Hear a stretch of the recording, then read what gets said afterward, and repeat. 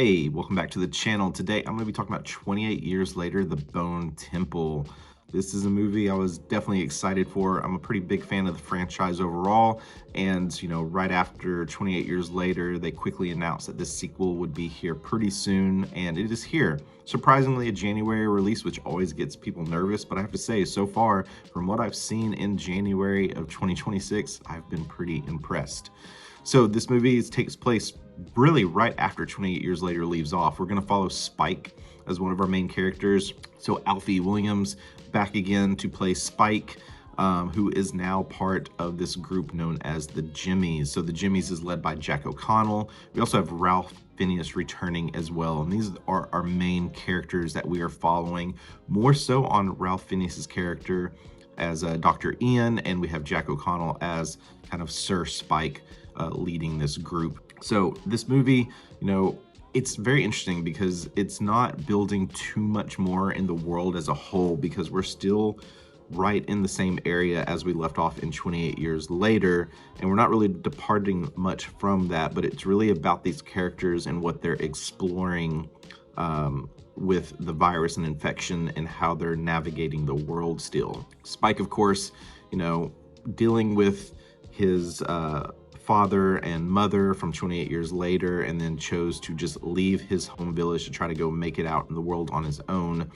was trying to live his best, but of course the infected found him and he was rescued by the Jimmies. And so now we're learning, who are the Jimmies and what is their motive, because they are a bit of a religious group that lean more towards the satanic side. Sir Jimmy is basically manipulating them that he is the son of old Nick, aka Satan, and that he is really going through this world of the infected with particular rules, and kind of builds them up to be what he calls his fingers, his 7 fingers.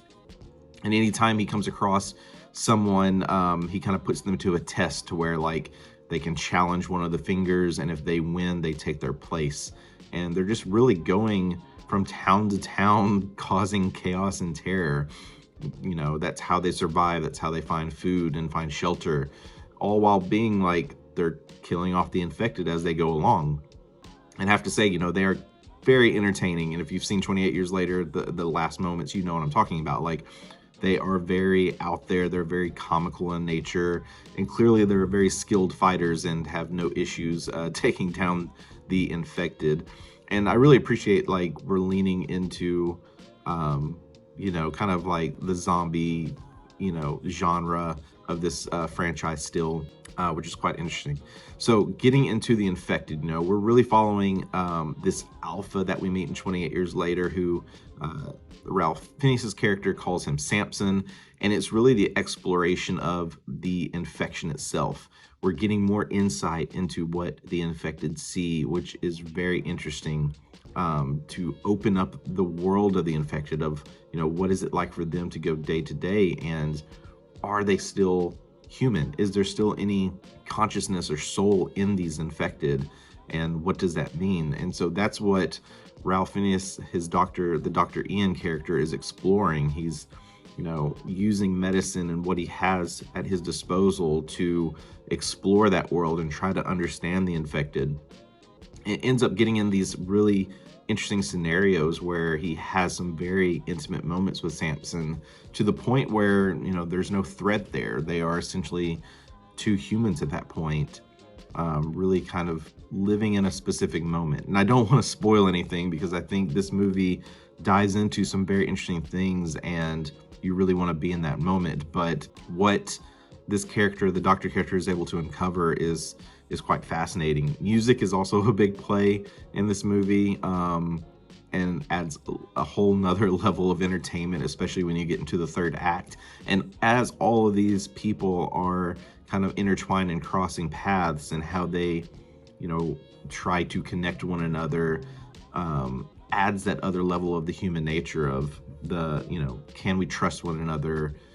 How can I manipulate you or con you or talk to you or put you in this position to get what I want to move forward?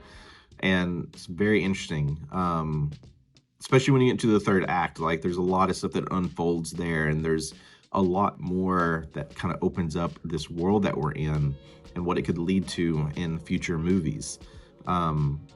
Overall, like, really enjoyed this movie. I think the pacing's great, the entertainment level is there, the characters are really entertaining. Like I said, you know, Alfie Williams is Spike. I wish we got a little bit more with this character. He's really one where, you know, as a child, he sees what this group of people called the Jimmies are doing, and definitely does not feel safe and does not feel comfortable and wants to try to get away.